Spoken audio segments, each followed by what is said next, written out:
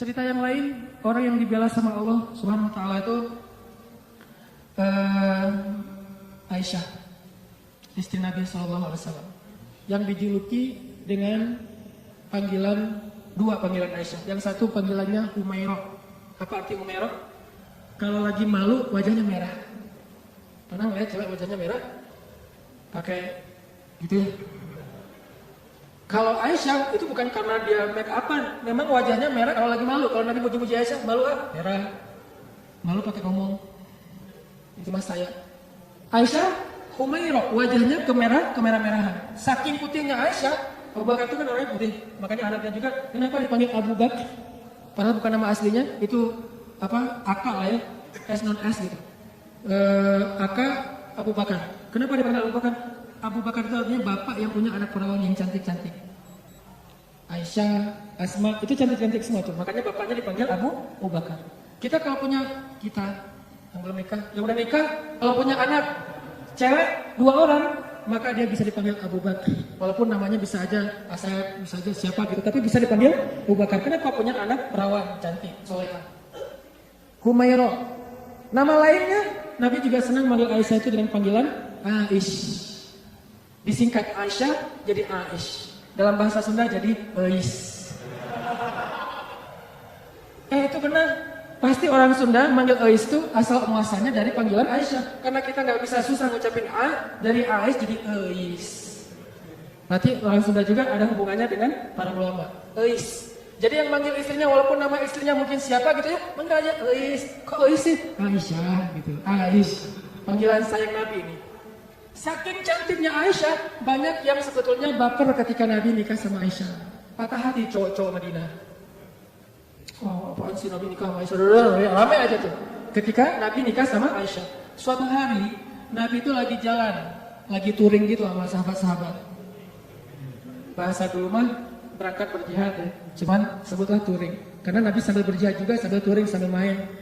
Nah, Nabi itu kan kalau berangkat touring bawa istri ya. Jadi kalau yang berangkat touring bawa istri kurang ikut sunnah menurut saya. Touring memotoran bawa istri. Tadi jangan bawa jas hujan. Dia kalau hujan, nggak pakai baju. Nah, Nabi lagi touring nih dengan para sahabat sekitar 1000 motor lah ya, bermerek kontak. Jalan touring sama para sahabat di tengah jalan, mampir di rest area. Kan panjang perjalanannya, ada rest area ini kayaknya rest area bagus, masjidnya gede gitu ya, ada KFC segala macam lah, bisa makan di situ, ada tempat ngopi. Mampir tuh di rest area. Pas lagi mampir di rest area, Aisyah kan dia naik kendaraan yang tertutup, onta di atasnya ada kayak tandu gitu ditutup, khusus buat cewek biar nggak kepanasan. Kalau yang cowoknya naik onta yang terbuka. Kalau bahasa kita sekarang tuh mobil lah ya, Aisyah naik mobil, suaminya naik motor. Yang nyetir siapa ya? Dan cara ini ada gini dikit tapi penting ya, bekal buat teman-teman nanti kalau udah nikah. Nabi itu romantis banget sama istrinya. Kalau lagi touring gitu, istrinya pengen naik ke atas onta, maka Nabi akan jadikan lututnya sebagai tangga buat istrinya naik ke atas onta. Kan onta itu tinggi tuh, udah duduk juga masih jangkung tinggi gitu kan, maka Nabi akan jongkok.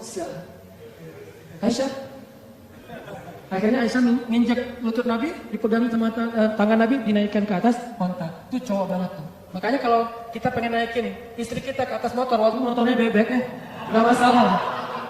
Motor bebek, udah diceperin lagi tuh, rendah gitu ya. Apaan sih Pak, bisa sendiri kali gitu. Pengen ikut sunnah malah gagal. Jadi sunnah Nabi itu banyak yang seru-seru loh, keren-keren. Baca aja sirah deh, jangan cuma baca hadis teks ya. Baca juga sih sirah, banyak banget sunnah Nabi yang keren-keren, romantis. Touring nih, berhenti di rest area. Aisyah punya kendaraan sendiri. Pas lagi berhenti di rest area, Aisyah pengen ke belakang. Karena di rest area itu ada toilet segala macam, ada ikhwan, ada akhwat. Aisyah pergi ke belakang. Waktu itu Aisyah pakai kalung yang diberikan oleh ibunya, kalung hadiah pernikahan. Cuman centelannya itu udah agak-agak longgar gitu. Pas lagi ke belakang, balik, baru sadar pas dipegang di dadanya, oh kalung saya jatuh hilang. Akhirnya minta izin ke Nabi, ya Rasulullah, kalung saya jatuh dari cari-cari dari tadi nggak nemu. Tolong cariin dong. Akhirnya Nabi pun nyari, nggak nemu, mengarahkan para sahabat nyari. Sampai akhirnya nemu pas udah malam. Berhentinya sore, waktu asar sampai sunset, sampai udah malam, akhirnya mereka baru nemu tuh kalung. Karena udah kemalaman, Nabi pun memutuskan ya udah kita bermalam di sini deh, gak usah ngelanjutin perjalanan, berhentilah sahabat di situ. Karena rest areanya nggak terlalu besar, dan airnya sedikit, akhirnya pas waktu subuh mereka tidak cukup air, nggak bisa berwudu untuk sholat subuh. Mulailah muncul desas-desus, mulai muncul lagi tweet di antara para sahabat. Ada yang pertama nge-tweet, akhirnya pada repost, jadilah viral. Apa tweetnya? Ini gara-gara Aisyah nih. Kita nggak bisa sholat subuh, nggak punya air gara-gara Aisyah. Hashtag gara-gara Aisyah, sebar. Wah, pada sebel sama Aisyah. Ini gara-gara Aisyah. Benar ya gara-gara Aisyah sih. Masalah kalung aja kok rame sih. Lama-lama amat dan seterusnya. Kalungnya bisa beli lagi nanti di Madinah. Rame aja di antara sahabat. Gara-gara mereka rame, turunlah ayat tentang tayamum. Itulah cerita di balik ayat tayamum di surat Al-Maidah. Kalau kalian nggak menemukan air, maka berwudulah dengan cara tayamum dengan debu-debu yang bersih. Diajarin sama Allah tekniknya, tutorial tayamum. Itu jelas tutorialnya di satu ayat. Setelah ayat itu turun, sahabat-sahabat mulai tweet yang baru. Gara-gara Aisyah tapi keren. Mulai pakai jempol emotikonnya. Tadi gara-gara Aisyah emotikonnya cemberut. Sekarang gara-gara Aisyah jempol emotikon tersenyum. Gara-gara Aisyah akhirnya kita punya keringanan fikih dalam berwudu, yaitu tayamum. Berkah Aisyah. Paginya Aisyah, oh rame aja. Asal lewat Aisyah gitu. Pada respect itu kan sama Aisyah, gara-gara dia turun ayat. Jalan aja nih. Kan turunnya jauh banget tuh, lintas Pulau Jawa kan ya, jauh banget rupanya. Jalan lagi, ada rest area, berhenti lagi.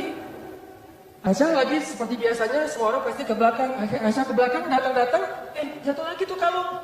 Ini cara takdir Allah nih. Jatuh lagi kalung, waktu itu Aisyah udah gak enak mau ngasih tahu Nabi. Daripada ntar viral lagi kan ya, jadi trending topik, ya udah deh gua cari sendiri aja. Lagi nyari-nyari di belakang, nyari-nyari kalung yang jatuh, Nabi memutuskan, ayo kita lanjutkan perjalanan. Sehingga para sahabat pun jomblo terkeren di Madinah. Anak Madinah yang keren, masih jomblo pula. Dan biasanya cewek-cewek kalau Sofwan lewat, Sofwan gitu. Sofwan itu terkenal paling keren. Kalau di Mekah yang keren kayak Sofwan itu Mus'ab bin Umair. Yang parfumnya nggak ada duanya di Mekah, cuma ada satu. Sehingga kalau Mus'ab lewat di sebuah gang, cewek-cewek langsung sadar, Mus'ab baru lewat, loh kenapa? Gua cium harumnya parfum Mus'ab. Kalau Mus'ab nyuci pakaiannya, maka orang berlomba-lomba pengen ngambil pakaian itu untuk cuci bareng dengan pakaian dia supaya parfumnya pindah. Saking kerennya parfum. Memang parfum gimana? Harga 100 mili ya, 100 mili yang kecil 20 juta. Karena saya pernah pas lagi umroh nyari-nyari parfum kayak gitu tuh di Bin Daud, di Hilton, di depan Masjidil Haram. Pas saya masuk, ditanya sama yang penjaganya, dari mana Indonesia? Orang nggak usah masuk deh. Kenapa? Indonesia bakhil katanya. Kalau Malaysia boleh masuk, kalau Indonesia nggak boleh, ini penghinaan nih kata saya nih. Masa orang Malaysia boleh masuk? Soalnya orang Malaysia kalau masuk beli. Kalau kita cuma window shopping gitu kan, udah pergi. Saya tanya, karena saya bisa bahasa Arab capruk. Anak uhibbu super mil pokoknya ya, capruk aja banyakin ain aja pokoknya biar Arab gitu ya. Akhirnya dia nggak ngerti, udah masuk aja lah. Karena nggak ngerti ya, daripada rame masuk ngeliat parfum 1 mili ya, 100 mili yang kecil gitu. Harganya 20 juta. Pas saya lihat langsung gantungan. 20 juta. Berarti sekali pakai 100 ribu. Dijual sekali 100 ribu, 2 kali 200 ribu. Sehari 500 ribu pakai parfum doang. Itu Mus'ab bin Umair. Sofwan gitu juga tuh. Anak Madinah yang bisa dibilang cowok kece-nya Madinah lah. Lagi nyisir. Pas sampai di rest area, ngeliat ada cewek lagi tidur di atas batu. Bukan tidur, lebih tepatnya bersandar di batu ketiduran. Pas Sofwan mendekat, melihat wajahnya, ternyata itu Aisyah. Langsung Sofwan berta'awuz. A'udzubillahi minasyaitonirrajim. Terus Sofwan mengatakan, taraju, innalillah wa inna ilaihi raji'un. Taraju yang di Tasik Garut, itu dari bahasa Arab. Taraju. Apa arti taraju? Innalillah wa inna ilaihi raji'un. Taraju artinya mengucapkan innalillah. Langsung Sofwan, innalillah wa inna ilaihi raji'un, berpaling. Coba bayangin, solehnya Sofwan. Kalau kita kan, alhamdulillah. Sebaliknya. Kalau Sofwan, innalillah. Nih cowok keren tuh kayak gitu tuh. Innalillah. Kalau Maryam, ngelihat Jibril kan, Maryam pernah lagi sendirian tuh di mihrab, lagi berzikir. Tiba-tiba datang cowok keren namanya Gabriel. Jibril itu kan kalau turun ke bumi berwujud basyaran sawiyya, laki-laki yang sempurna. Pas Maryam ngelihat cowok keren gitu, apa kata Maryam? A'udzubillah. Bukan, Masya Allah, bukan. A'udzubillah. Jadi cewek-cewek nih, kalau ngelihat postingan ada cowok yang keren, A'udzubillah, kemana ya tadi? A'udzubillah aja, jangan dilihat. Yang cowok-cowoknya ada yang cewek keren, innalillah wa inna ilaihi raji'un. Jadi kalau cewek-cewek itu di luar dengerin ada yang taraju, berarti ada yang keren tuh. Mana. Innalillah wa inna ilaihi raji'un. Karena ucapan tarajuknya keras, akhirnya Aisyah kaget dan bangun. Pas Aisyah bangun langsung Aisyah nunduk gitu karena malu kepada Sofwan. Sofwan gak banyak nanya, Aisyah ngapain sendiri di sini nungguin saya ya? Enggak. Nih, solehnya sahabat ya, biar kita bisa ngebandingin sama kita. Enggak nanya Aisyah lagi ngapain di sini, Aisyah kenapa duduk di situ, Aisyah enggak. Begitu udah selesai tarajuk, Aisyah bangun, Sofwan langsung mengambil ontanya, didudukkan di dekat Aisyah, terus Sofwan menjauh dan membelakangi. Untuk apa? Biar Aisyah naik ke atas onta dan Sofwan gak ngeliat gimana cara si cewek itu naik. Kalau udah nikah, romantis banget. Kalau belum nikah, terjaga banget. Tuh benar-benar orang-orang yang luar biasa. Belum nikah, dia menjauh. Gua gak pengen lihat gimana cara Aisyah naik di atas motor kan. Naiknya cewek di atas motor, apalagi boncengan pas pulang sekolah kan agak sesuatu ya. Bahaya kan? Nah, Sofwan gak mau melihat itu. Cara cewek naik, walaupun Aisyah itu sangat terjaga auratnya, tapi masih Sofwan menjaga hatinya. Gak mau lihat ah. Melihat ke sana, tapi sebelah sana ada cermin, jadi bisa tembus. Gak ngeliat. Kalau di mall kan suka gitu ya, buang muka gitu ke arah cermin. Biasanya bisa ngeliat dari sebelah sana. Bukan pengalaman ya. Pernah.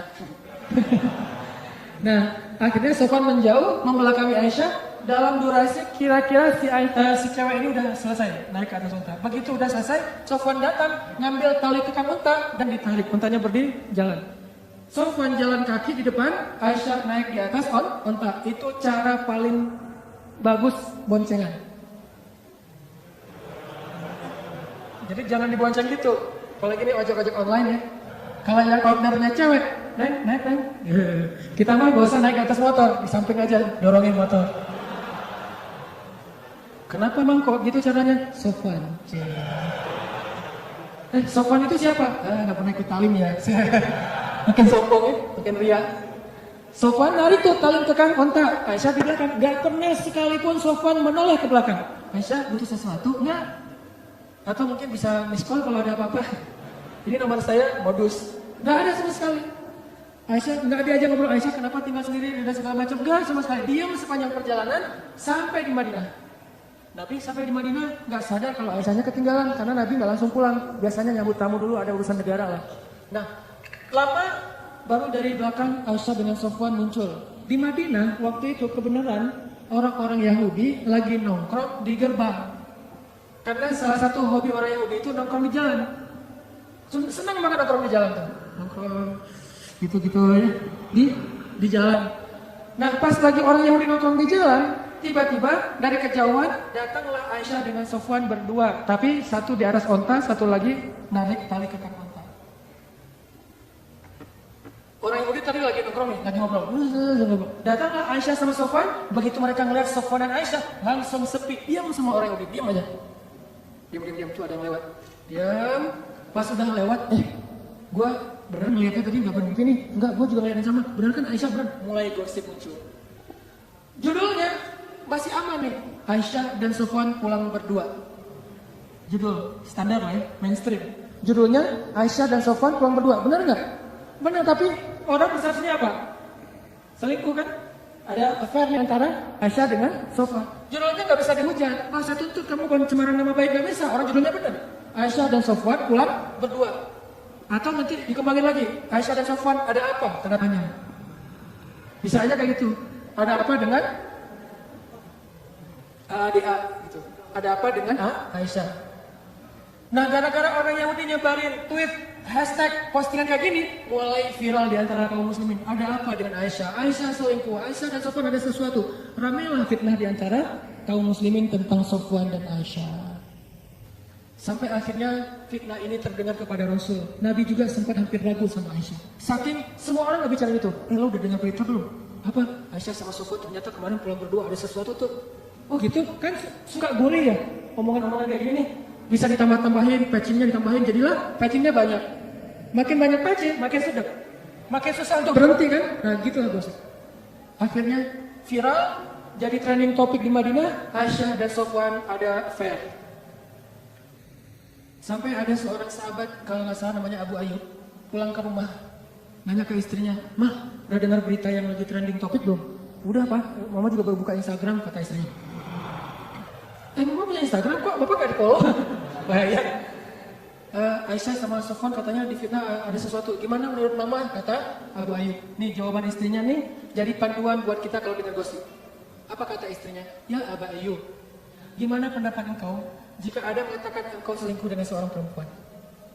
Kata Abu Ayyub, ya nggak mungkin lah. Papa mau selingkuh, kan udah cukup dengan mama. Mama kan segalanya buat papa. Udah nggak ada lagi, nggak akan terbuka lagi lah hati papa buat cewek yang lain mah. Udah gitu-gitu. Benar Pak, benar. Sesungguhnya Sofwan itu lebih soleh daripada papa. Kalau papa nggak mungkin selingkuh, maka Sofwan juga nggak mungkin. Oh gitu. Ya deh. Ditanya lagi sama istri Abu Ayyub, Pak, ya Abu Ayyub, gimana menurut engkau jika ada mengatakan mama selingkuh? Kata Abu Ayyub, na'udzubillah, nggak mungkin. Papa percaya banget sama mama. Mama itu kan cewek yang paling setia, yang menjaga diri dan segala macam. Kata istrinya, sesungguhnya Aisyah lebih soleha daripada mama. Kalau mama aja nggak mungkin selingkuh, apalagi Aisyah. Coba. Gampang kan menyelesaikan masalah kayak gini? Ada isu, sesungguhnya dia lebih soleh daripada kita. Kalau kita aja nggak mungkin, pasti dia lebih nggak mungkin lagi. Begitu caranya. Husnuzon. Tapi di luar, berita itu tetap berkembang. Sampai akhirnya Nabi datang ke rumah Aisyah. Bertanya kepada Aisyah, ya Aisyah, pasti kamu sudah mendengar berita tentang ini. Gimana menurut kamu, wahai Aisyah? Kata Aisyah, kalau saya bilang berita itu bohong, mungkin Nabi nggak percaya sama saya. Padahal itu bohong. Kalau saya bilang itu benar, tapi Allah Maha tahu bahwa itu tidak benar, maka saya tidak akan membela diri. Wallahul musta'an. Saya akan bersandar hanya kepada Allah saja. Allah yang Maha menolong. Masuk ke kamar. Aisyah kecewa gitu sama Nabi. Karena Nabi dianggap nggak ngebelain Aisyah. Nabi juga bingung, benar nggak? Emang kayak gitu, saking parahnya berita ini. Nabi juga bingung, hampir aja Nabi menceraikan Aisyah. Saking luar biasanya fitnah. Gak lama kemudian Nabi dalam keadaan sedang sedih, rasa perasaannya itu lagi kacau banget. Turun surat An-Nur, ngebelain Aisyah.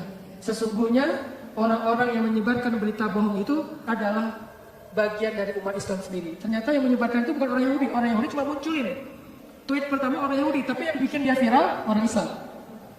Mungkin postingan pertama bukan dari orang Islam, dari luar. Sengaja pengen bikin masalah. Yang bikin itu jadi fitnah kita sendiri, nge-repost sembarangan. Mungkin nggak ada masalah sebetulnya, kita aja yang membentur-benturkan. Sesungguhnya yang membawa berita bohong itu adalah orang Islam sendiri. Maka katakan kepada mereka, jika kalian tidak bertobat, sesungguhnya itu zalim yang paling besar. Janganlah kalian meringankan ucapan kalian, meremehkan, sesungguhnya di sisi Allah itu dosa besar, dan seterusnya. Satu halaman penuh ayat turun untuk ngebelain Aisyah. Bayangin, satu halaman di surat An-Nur khusus tentang Aisyah. Akhirnya Nabi pas dapat ayat ini, ngumpulin para sahabat, ayo ngumpul. Nabi pun membacakan ayat itu, para sahabat bertakbir, Allahu Akbar. Ternyata sudah turun tabayyun dari langit, bukan dari bumi. Klarifikasinya, yang membersihkan nama baik Aisyah dan Sofwan, Allah Subhanahu wa Ta'ala, langsung dari Allah. Sehingga akhirnya Nabi pun datang ke rumah Aisyah, nyari, ya Abu Bakar, sudah turun ayat, mana Aisyah? Aisyah disuruh keluar oleh Abu Bakar. Ketika Aisyah sudah keluar, Rasulullah mengatakan, ya Aisyah, berbahagialah, Allah sudah turunkan ayat yang membela kamu, bahwa sesungguhnya itu semuanya berita bohong. Aisyah pun masuk lagi ke kamar dalam keadaan ngambek. Abu Bakar masuk ke dalam, Aisyah, kenapa masih ngambak sama Rasulullah? Udah ucapin terima kasih sama Nabi. Kata Aisyah, enak aja, ngapain saya minta terima kasih ke Rasulullah? Kan yang bela saya Allah. Udah biarin aja orang itu. Kata Aisyah, coba. Apakah Rasulullah marah? Enggak. Kata Abu Bakar, ya Rasulullah, Aisyah lagi ngambak, gak mau ketemu. Ya udah, gak apa-apa. Memang Aisyah pantas untuk melakukannya. Nabi pun pergi. Biarkan Aisyah menyelesaikan, merecovery dulu perasaannya. Selang beberapa hari Nabi datang lagi, udah normal lagi. Orang dibela sama Allah sampai turun ayat satu halaman. Kok bisa kayak gitu? Apa rahasianya?